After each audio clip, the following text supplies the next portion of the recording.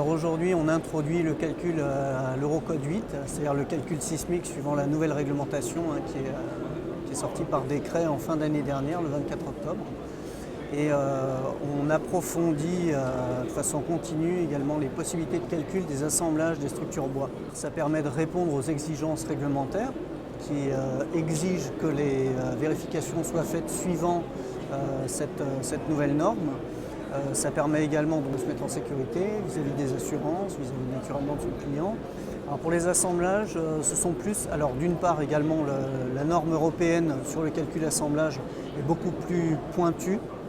elle est beaucoup plus complexe à mettre en œuvre, donc le logiciel aujourd'hui devient quelque chose qui est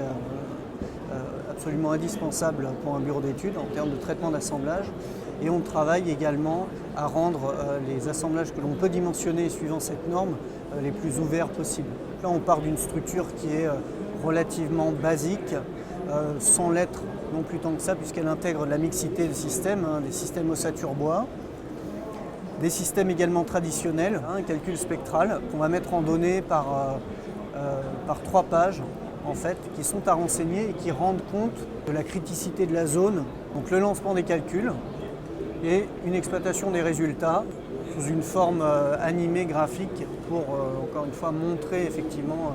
ce qui est susceptible, ce que la structure est susceptible de vivre et ce avec quoi le logiciel naturellement calcule. Donc des outils qui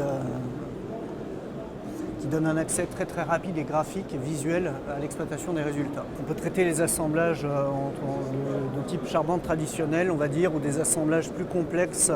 qui ont vocation à assurer une stabilité dans la structure directement, tels que ceux-ci, avec une analyse donc très poussée, puisque vous voyez ici autant de rapports d'études que de points à vérifier à l'Eurocode, à savoir la vérification des dispositions constructives, les résultats sur les organes, ce qui arrive à chacun des organes, en termes de taux de travail et de comportement en plasticité, et puis ce qui arrive également au bois dans l'assemblage.